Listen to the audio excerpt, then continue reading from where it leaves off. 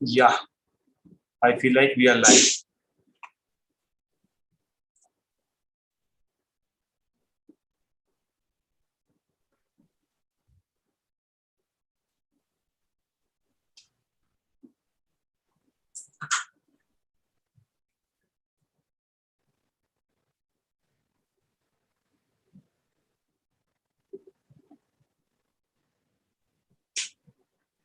Yeah, yeah, yeah, we are live. Yeah, hi Chris, Amazing. welcome to my video live stream. And yeah, Chris is like a co-founder of Novel, which is a basically his product that is a building, and it is a no code tool, basically Stack Overflow for no code, right, Chris? Yeah, exactly. Nice to meet you. Yeah, same here. And he's a vast experience in the investing, angel investing, and venture capitalist. And yeah, welcome him. Yes, yeah, yeah. Hi. So in this live stream, I will ask if you who is watching it, if you have any question related to no code tool for me or even for Chris, and if you have any question related to Bumble, what is your any doubt or any queries related to or any curiosity related to Bumble, you can directly ask us, and Chris will be happy to answer, hopefully. And yeah, also if you have any question related to venture capitalists, how angel investing, then Chris is happy to answer it. Right? Yeah. So let me start. So let me just open the stream if someone put a question.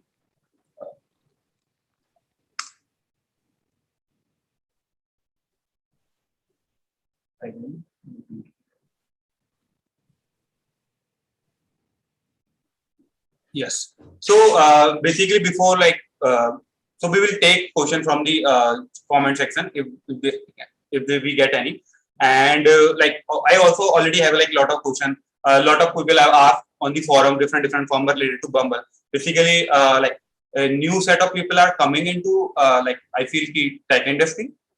So they have a lot of question, lot of queries, and no code tools enable anyone to come and build product. So yeah, so people have put a lot of queries related to Bumble, and or since the Bumble is now mature enough, I feel ki, and you can even build a complex websites on the Bumble. So yeah, so the very first question that people have a how to make a responsiveness in the Bumble. I also in initial days I also quite that is not easy for me. Even I am a technical background, but I figure out how to go in the responsive and all. But what is your opinion over the responsive of Bumble? How someone make a app over the make a app responsive?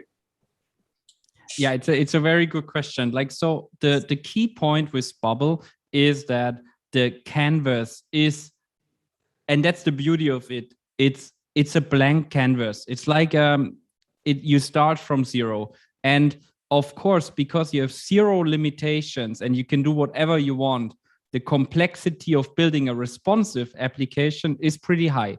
And especially because responsive by definition means that when you build a responsive website, it means the browser, the website that you build is responding towards the browser setting of your users. And what I have learned with Bubble is that it's very tricky to make it work. And the reason is the responsive engine. So it's basically a tool built by Bubble that you can build basically off a blank canvas, a responsive website that is responding to the browsers. This thing is pure mathematics. So when you don't get the magic numbers right, it breaks, and it breaks totally. And the biggest issue is when you don't get the initial magic numbers of the responsive editor right, you can't fix it. It's a never ending. It's like, if you're doing a mathematics calculation, and in the first few things you get wrong, you will never get to the right result, whatever you fix later. And what I learned to overcome with this is basically 3 ways. The first one is to learn from templates. Like you buy a template that is already working responsively and you analyze exactly the right numbers. That's the first way. So instead of starting from scratch, you buy a template and you learn from it. The second thing I did was like I looked into AirDev. So AirDev is this agency on top of Bubble, and they have built AirDev Canvas. And AirDev Canvas is basically a UI interface layer on top of Bubble that allows you from scratch to build responsive things.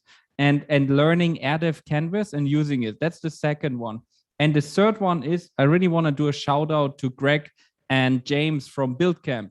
They nailed it. They have built the best education design camp, and they have some self-servicing tutorials on the internet, but I can highly recommend the design camp of Greg and James. Unfortunately, it's not free, but you know, they also have to make money. We all have to pay our rents. So I did the design camp, and that was a multi-day cohort course. And what it really allowed me is I'm no longer afraid of responsive design. Because the moment you know all of the magic numbers and Greg and James figure it out, at least you're no longer afraid. And so one can really say, these are the 3 ways: templates, AirDev, and the build camp. And yes, it's hard, but let's take it there. The beauty of Bubble is this never-ending canvas. And so, yes, it's possible. It's just not that easy, but it's working. Quite, you have summarized completely. And I have used third way. So I find a build camp. I think I was searching over the internet and I find it on the YouTube. There's a quite good 1 hour, I think, tutorial sort of thing that he, like entrepreneur come and he helped them to build a website and to talk about the Bumble. And I find it completely interesting how he break the things and how easy, like before even seeing that video, I was like doing normally, like everyone doing saying, okay, check in the responsive set, okay, how much is there, just fix the height and other things and all. But after watching his video, plus the design PDF, master design PDF, completely nailed it. And it is something like I got some magic or something. And these guys have like, I think it is quite cheap. Like I think $24. I feel $29. Yeah. Yeah, there's 2 programs. There's like the self-servicing, like where you basically have an online academy, and then they have like sometimes those specializations. Those are like design boot camps where you have live videos with them. You can ask questions. They are a bit more expensive because it's not like, yeah, exactly. But like, if you really want to be a professional bubbler and make money with it and sell your services, you need good design. It's a bigger topic, and I can say that was a shortcut for me. I'm of course not as good in responsive design as James and Greg, like they're really mastery, but at least my websites look okay now. Yeah. Okay. Yeah. Before going, I just got a like some question. Before even going Bumble, like why you think Bumble is quite so popular? Like there literally daily one app is launching in a no-code tool, and all promise the same thing: responsive website, either web app or mobile app, quite like drag and drop or a visual programming sort of thing. Why you think a Bumble like make it is so big? They have 1 million creators. Recently, they touched 1 million creators. So why? What do you think? Okay, what like keep Bumble stay out of the crowd completely?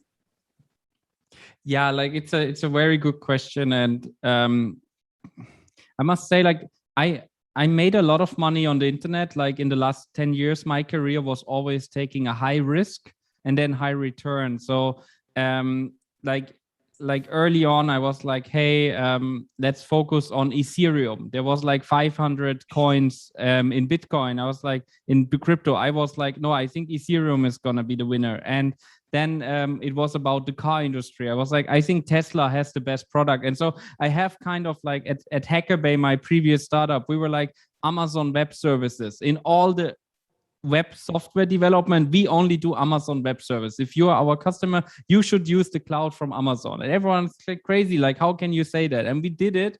And we have kind of like this instinctive thing that in the internet, when you have so much choice, choosing exactly the right product and then stick to it and get really good at it, that's like where a lot of returns is, but it's very risky. And when I saw Bubble, and I got into NoCode by using MakerPad, and I knew Webflow and Zapier and Clyde and Card. When I stumbled into Bubble, I was shocked at how good it is. And for me, it was two things. Number one, feature completeness. And number two, the community. So for whatever question I had, there was forum posts. And now using Bubble since nearly 2 years, like, it's crazy. Whatever question I have, there is someone in the forum of this community that is like, has already answered it. And the feature works in Bubble. And I guess with NoCode, what is the hardest thing, and that's why I focus all my energy on this one platform, is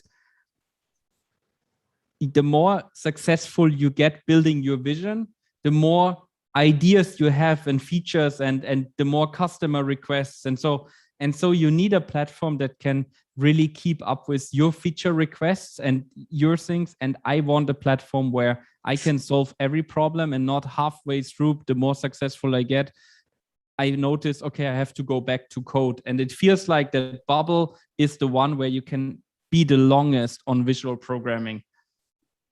Right.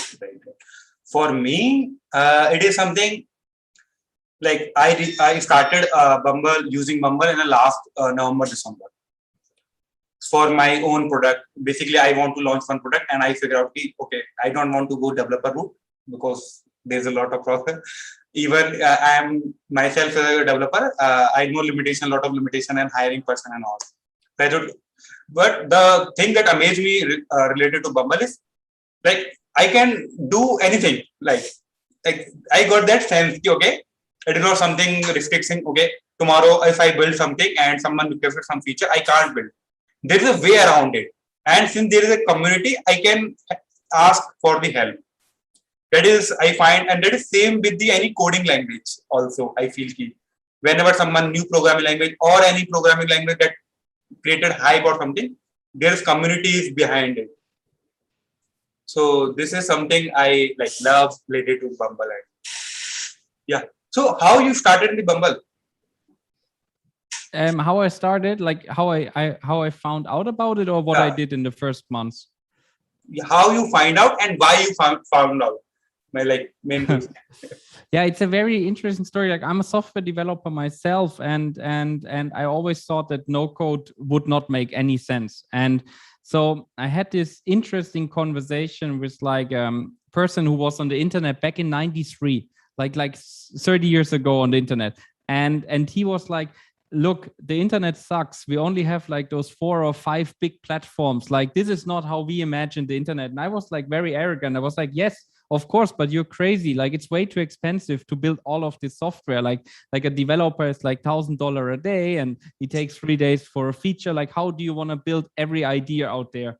And then another person on the call was like, do you know about this no-code thing? And I was like, yes, I heard about it, but it will never work. And they were like, why? And I'm like, it will never work. I prove it to you. And so I was actually telling them that I'm going to look now into NoCode to prove them that it will never work. And when I did this, I figured out, wow, like I was totally blind. Like I didn't know what existed. And I spent the next 2 days testing MakerPad, all of the platforms. Then I stumbled into Bubble. I saw all the tutorials and templates. And I was like, okay, let me ask every single question. Like, can you build a plugin? Can you inject GraphQL? Can you build your own Chrome extension? Can you do a mobile app? Can you do it? And I queried and queried and queried. And now I was like, okay, this thing is crazy. I have to test out stuff. And then I bought some tutorials, like I tested, and it never stopped since then. Like, I mean, that's nearly 2 years ago. And like, since then we're like, okay, this is changing the way software is building.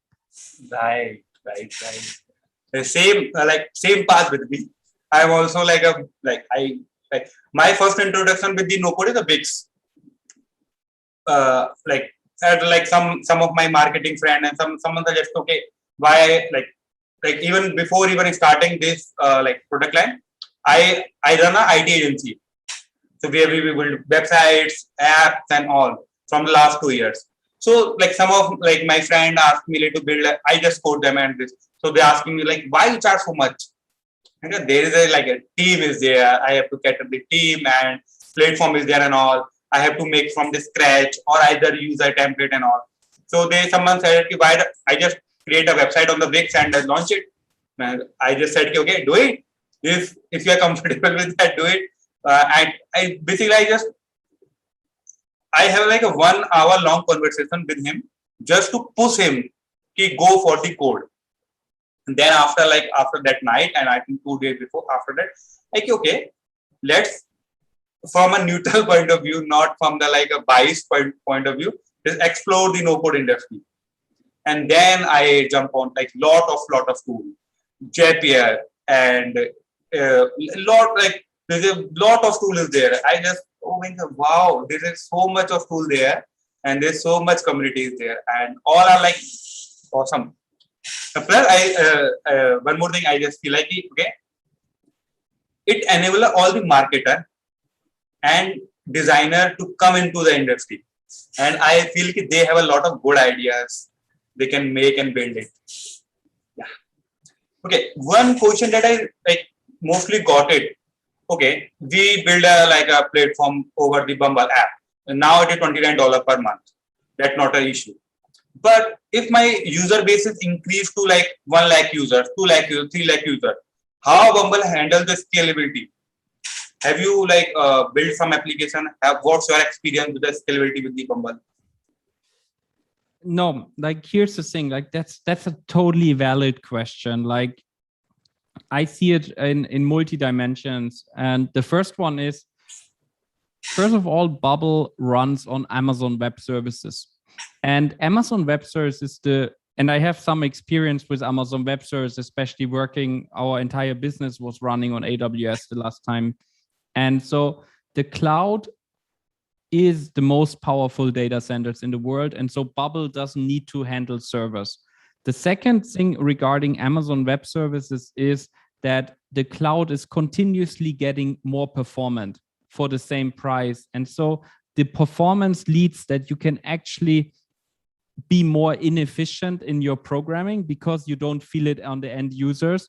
And so that's why I think over the next 5 years, performance and scalability on the cloud might be possible. It's a hard technical challenge, but it makes sense that it's happening now. So that's like my first thing.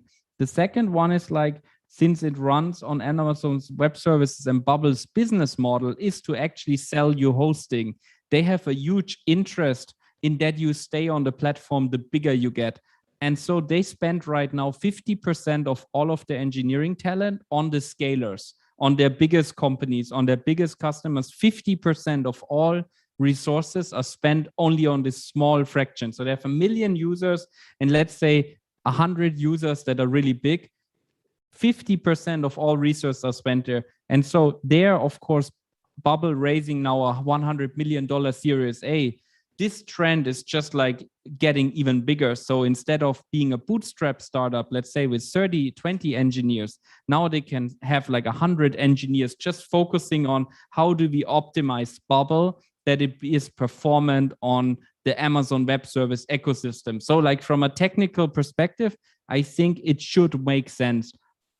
The third one, and that's the one I'm most excited about, this is a risk, but also a new opportunity. So that's why I'm doing the angel investment only in, I'm not investing in no coding platforms. I only invest in startups built on top of those platforms to build the next Airbnb, on Bubble. That's kind of like my theory. And I'm doing it from an angel perspective because I know exactly there's a huge risk return imbalance. So like it's a massive risk. Nobody has proven yet that you can get to 100 million users with visual programming. But I'm like, since nobody has proven it yet, if it works, it might be a really big outcome. And that's like why I'm doing all the angel investing, because I think that's the biggest opportunity actually, because it was not proven yet. But if it works, then it's going to be a massive return. Great. Great, like great insight. Great insight. Okay, one more thing. What do you think? How can someone like earn money via no code? Like there is a like a typical route is there. Someone learn any platform and do a freelancing. Second is like normally build a platform over these platform and leverage all the capabilities of this no code platform and then earn money and sell the platform. What else you think? Okay, like way of like earning money and getting wealth and all via no code. I get, yeah, like it's a very good question, how to make money with no code. And like as you mentioned, like of course being an expert in those platforms, like this will, there's gonna be, if there's 1 million users now, a lot of people need experts to actually help them build stuff. And so being really an expert and freelancing here, I guess it's a new market that is not really crowded yet. So if you compare Bubble developer versus PHP developer, Ruby on Rails, like very often the secret to making money in software development is choose one obscure language, like something like Go or Erlang or so, and be the best in this thing, because there will be people using it, and then there's just very few people who also have the skills, so you can make a lot of money by being the expert. Being an early iOS developer, you know, like you could make a lot of money because there was just not many people who are specialists. So I guess freelancing is a great route. Another one is like being a teacher and a coach for no code. Like, so if now this is going mainstream, you know, we always think about like 40 million software developers, but with no code, you will have 1 billion people. So the education market, being like someone who teaches people, being the coach and actually helping them to make money with software, like, I guess it's a great route. And it's not only Bubble, it's probably 20% Bubble and the tools. It's 80% how do you build an online business? How do you do marketing? How do you do Stripe? Like, how do you do payments? I guess a great route, like being a coach, selling cohort-based courses for that. Like, another one is like working at a company that is built on Bubble. Like, and your business model is getting basically a salary, but also shares in the business, because you can help this company grow faster, be bigger, and be one of the startups that are now built on Bubble and be successful. I guess it's a great route as a job, because you will learn a lot more, because freelance projects usually tend out to take like some certain amount of time, you know, 3 months, 4 months. So the problems you learn are probably more like how do you build responsive. But if you're part of a startup or a company that's built on Bubble that is growing to hundreds of thousands of users, your skill set and learning is very different. And so if you do that now, in 3 to 5 years, people look for actually experts in the field, like you will be one of the very, very few who can do it. Another business model for Bubble is selling templates. Like, so templates is a big business on WordPress, Shopify, and so on. And if you really think this is now just 1 million users, but it's going to be like 1 billion users, selling templates like with great design, great user interface is great. Another business model is probably selling plugins.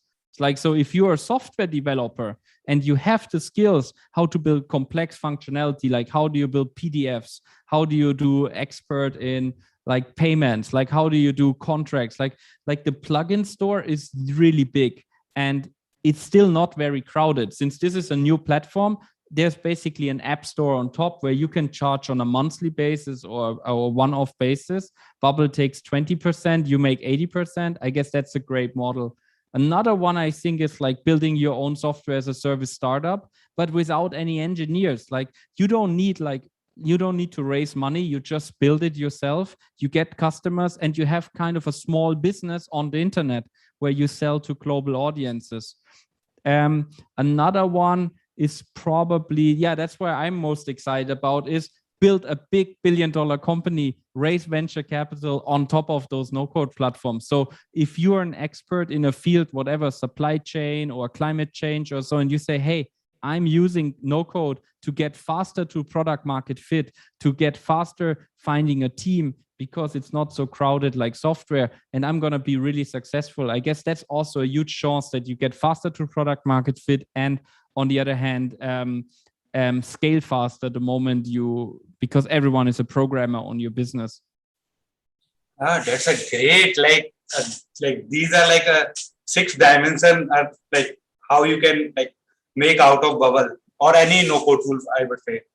So And have it you feels like every week there's more opportunities. I mean, no code is changing the world. And so very often, I guess the most important if you're young is like ask yourself, what do I really enjoy? Like when you enjoy having relationship with customers, you should do freelance or consulting. But if you say I'm more the builder, I don't want to talk to people, I just want to build, you shouldn't go into consulting because it's a relationship business. And the other way around, like if you're the builder, you should build most of the time. You might not should go to venture capital where it's about acquiring capital and building great businesses with thousands of people. So I guess the most important is do what you really enjoy. uh, so I have a two query related to this, and these were my personal question related to. So one thing is how you sell the template thing and how you will make it big. Because in initial, I feel a main problem is marketing, like whatever you build. For example, I have built a two template, and it's been over I think 1 month over Mumbai, but I didn't any no downloads and none. How can someone like how can someone market it particularly to the Bumble audience or no code audience who is like, is there any something you want to like? Yeah, and that's just few ideas. I didn't sell a template yet, like, so I'm Okay. not, but like here's a few ideas. Like first of all, I guess the template itself should really differentiate on design. Like Bubble has this problem with responsive design. The design of the template should be perfect, like 10 out of 10. Like that's what I would focus on, because there are already hundreds of templates. And so you can really stand out with amazing design. The second one is like, I would shoot YouTube videos where you explain the template and walks through the editor in the template. So you actually show the people everything, but it's not so much about they buy in order to see if it works. They actually buy in order to not have to do the work on their own. So I would do videos where I really walk through a half an hour video, a 90-minute video, walk through exactly what is built and why this is a template.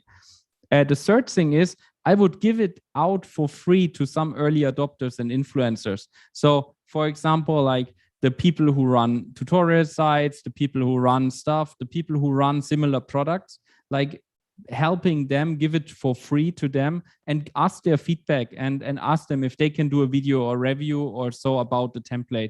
I guess that's really important because like there is just a lot of trust.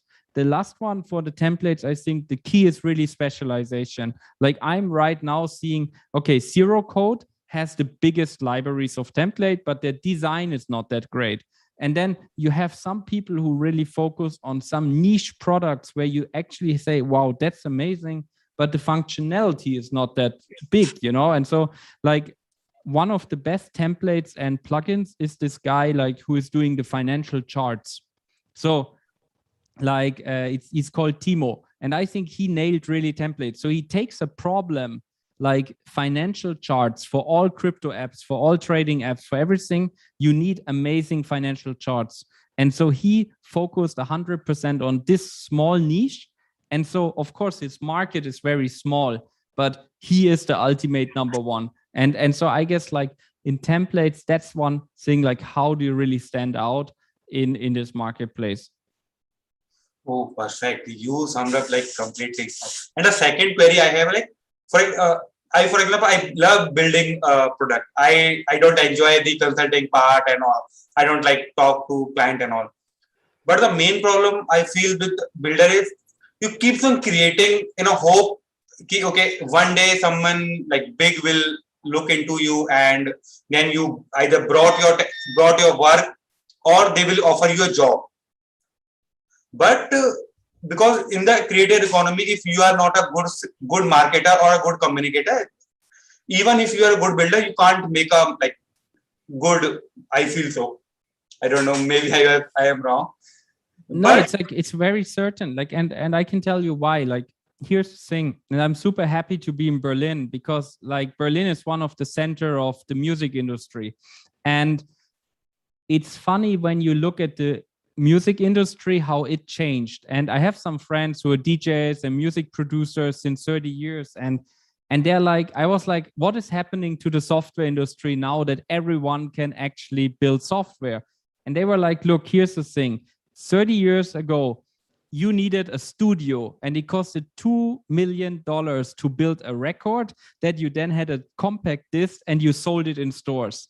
Today, every kid in his room can basically create a song on the computer, put it up on Spotify or Apple Music. And how did it change the music industry? And so they say, and I think it's actually accurate. Today, in order to get a record label deal with one of the big majors, BMG, Universal, Sony Music, you need to have 100,000 followers on Instagram. Right. Why? Why do you need to be an influencer? Why do you need to be public? Is because they say there's so much music created. Even if you build a 10 or 20% better music, nobody will find out about it. And so the scarcity today is attention. And what I think what is interesting, if you look at software today, we can't even imagine that, like, wow, there's so many software developers and everyone talks there are no developers. How can you imagine that 5 to 10 years from now, the most important is actually to not build product. The most important is to be an influencer.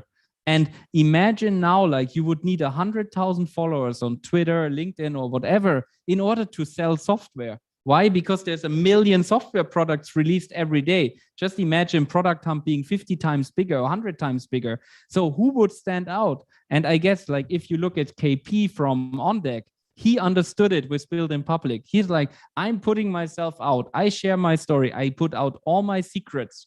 Why? Because I'm going to have 100,000, maybe 1 million followers like 3 years from now.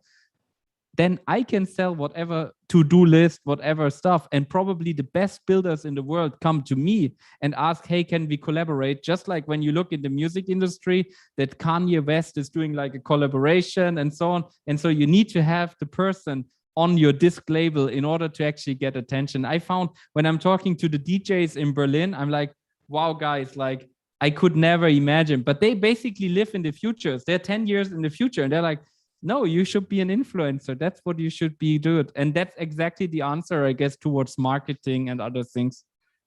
But as a builder, you don't enjoy this process. Like for personally me, I don't enjoy the process of marketing. I someone, okay, take my money and market on behalf of me. But how can so I figure out, okay, that is the problem. As you stated correctly, I understand the same way. Okay, I need to be an influencer, or even like perception should be something like influencer or an expert. Okay, so what is the best for me is talking to the people. And here's the thing, like why I love this analogy from the music industry. Like I remember we were standing like at the studios in Berlin, and then my friend was like, look at him, and he was pointing. He is the best audio engineer in the world. And he is struggling with paying his bills. Why? Because he doesn't want to market. And I was like, oh gosh. And he's like, look, and then I know those other people who actually are really bad at producing music, but they make millions because they know how to use Instagram and get attention and show their lifestyle. And I was like, oh gosh, if this is the future of software development, even I don't know if I want to be in, because I don't want to be so public. But like, unfortunately, it just makes so much sense. And so if you ask, like, what should I do as a builder? Probably document your journey and learn about Build in Public. Right. Yeah, this is completely like everyone is like influencer. Like as a child, I don't why I into like after like my 12th or even in the 11th and 12th secondary, why I into the software, because I don't want the attention. I don't want to like be someone who is like leading the team, and no, I just want to build something. I want to create software so that lots of people use it, but no one knows me. Introvert sort of thing that come up. But now that is completely changed. You have to be like in the public eyes so that you can represent your work. And the logic is even right. There's a lot of user, and you can't stop them. But you will become a good orator or communicator, so that you can even communicate your things well, and attract the audience. Yeah. It's like, it was so horrifying to me, like you're like excited about no code and you're like, wow, it democratizes access. And then my friends from the music industry say, yep, but I tell you what happens now. And the thing is, there will be way more money spent on marketing. The business models will be probably different. And when I look at the seat-based pricing, $9 per month, $29 per month. Well, that was exactly in the music industry. $9 for a compact disc, $29 for an album. What do we have now? Well, we have streaming. We pay $9 a month to have every single song. So can you even imagine you would pay $9 a month to have every single software to be used? And the software developers actually would be paid on a usage basis, like now in streaming. And so I'm like, oh gosh, guys, I was so excited about no code, but it sounds accurate, it feels like they're living in the future. Exactly. Yes. That sounds completely like logical and accurate, and you can't do anything. And now you can decide, what do I do? And I guess we're all very lucky that we're so early in no code. And I'm super happy to be in Berlin, like surrounded by the artists, and now everyone can decide for themselves. And of course it's hard, I'm also struggling with this. Should I do more on Twitter? Should I put videos out? And then I'm sometimes like, oh gosh, like you're early in, where it will lead to. What do you do?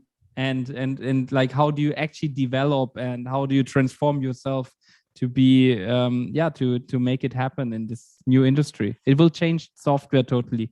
Yeah. Like after like 5 to 10 years, it will completely. And what do you think is right now no code industry is it in like that is just a scratch of the surface, or is it like it's something early phase and in coming 1-2 years it will be explode?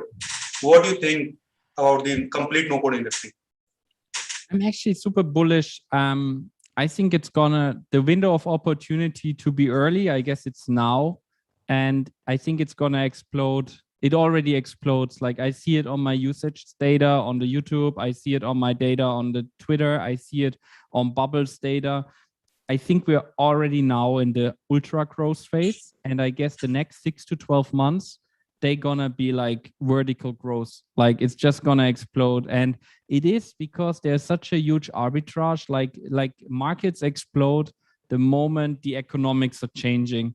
And being in this business of software outsourcing and software consulting with HackerBay before, I have a lot of relations, and you can't find developers today. Like it's too expensive. Like it's really hard to find experienced developers, and people who run outsourcing firms that I know with like 1,000 people, they're like, hey, they do outsourcing in Ukraine, for example. And they're like, there's 25,000 students graduating from computer science a year.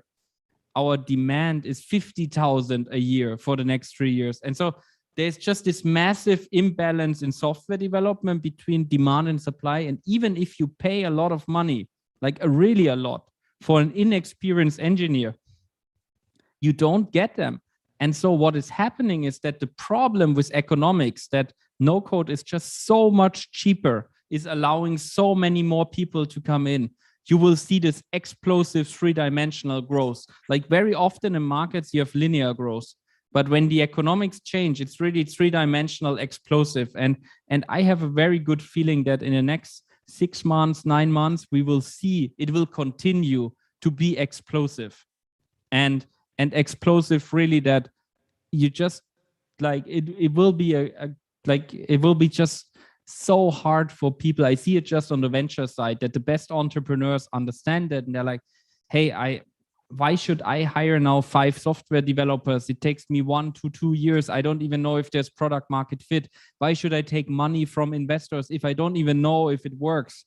And then you're like, well, what is if you just do it with no code? And they're like, okay, crazy. So I can test the idea in 2 months versus like 1 year. I can find developers today versus like 6 months.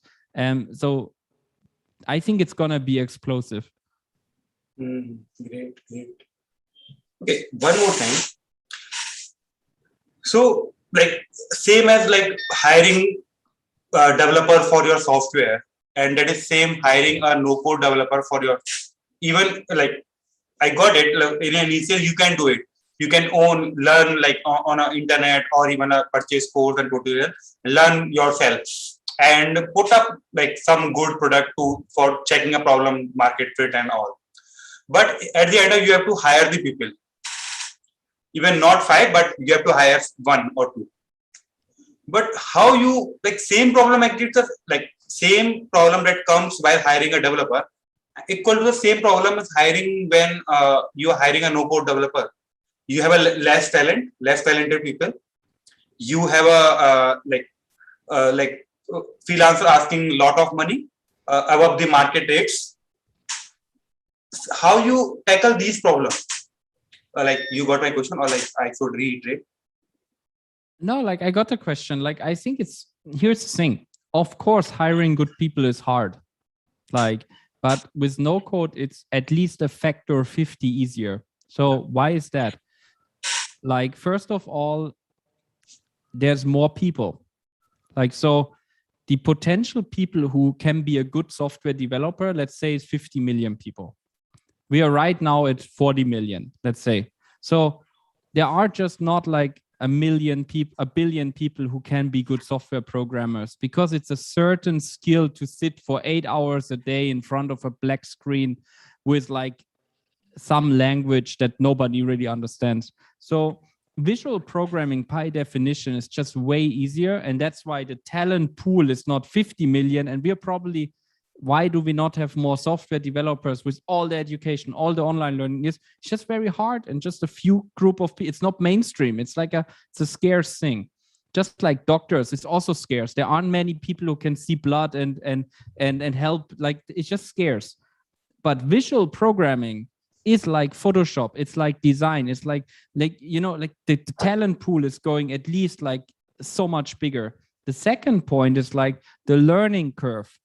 It's very frustrating, and I'm software developer myself. It's very frustrating to learn coding, because very often for hours nothing happens. You have a bug, the compiler just tells you it doesn't work. Then you figure out the comma is missing. It's frustrating. So the talent pool is already smaller, but then the stamina that people need to go through the pain and resistance is actually also just a few people actually can work for hours without any success.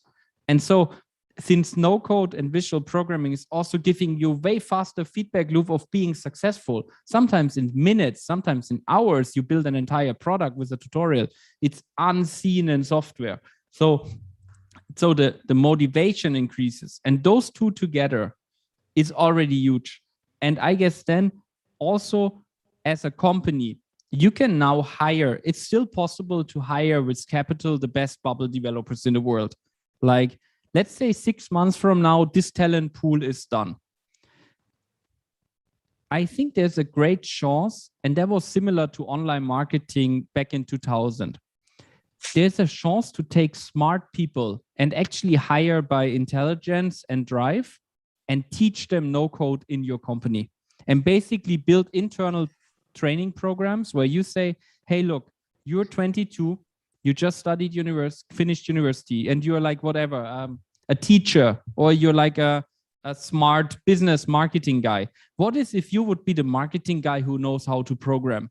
Work at my company for 2 years. I teach you what it takes. You will be a master in programming and marketing. Imagine you're an HR person. Imagine you're like the controller. Imagine you're like process engineer. So you can go through all university subjects, everything. Teacher. Imagine you're the philosopher who knows how to code. You imagine you're like the painter who knows how to code. So you go through every field. You take the smartest top 0.1% and then give them the ability to train. I guess like taking this is also increasing your chances. And it looks very expensive to train people, but the value creation, usually right now, like especially in Berlin startups, let's say a good software developer costs you like 100,000 per year. You need to hire a recruiting firm that actually wants 50,000 just for the HR. So, and then it takes you 6 months. So if you just say, I spent 150,000 in 6 months to have like not one developer, but 5 bubble developers, that's cheap again. And so I guess those like big pictures, I think, yes, it's still gonna be hard. It's still gonna require capital. It's still like stuff. but the supply demand economics are totally changing.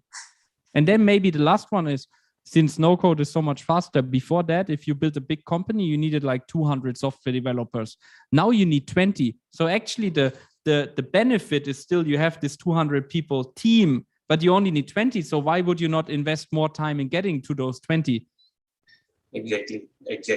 Okay, we will wrap up this conversation, and by we got like one last question. How to start learning Bumble? What is some tutorial and courses or something someone should refer to learn Bumble? Assumption is like he is a very beginner into it.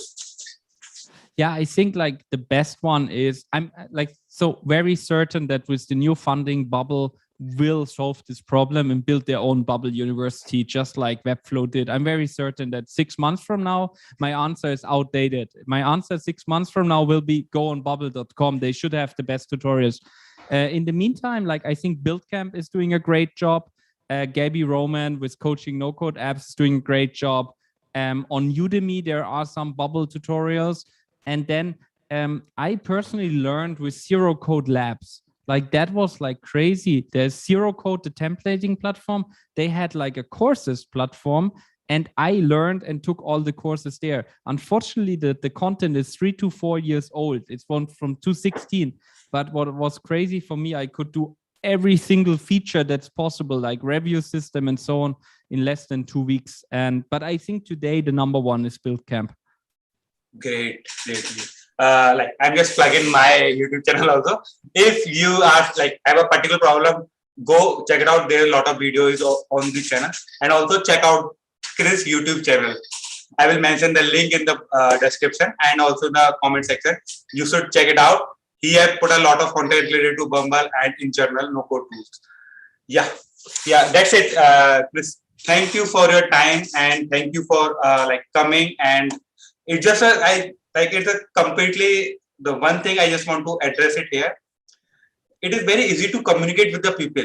I need to put a one message, one well-searched message, and someone will like even if in Berlin, US, anywhere in the world, but just a message and we can easily connect now. That's a pretty yeah. Thank you, Chris. Thanks. It was like great to have you on the show.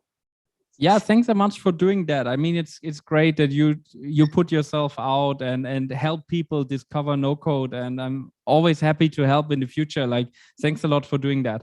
Yeah, I will definitely reach you again for the venture funding questions. I have a lot of questions related to that. I will thought, okay, let's create a next video and another video. And thank you.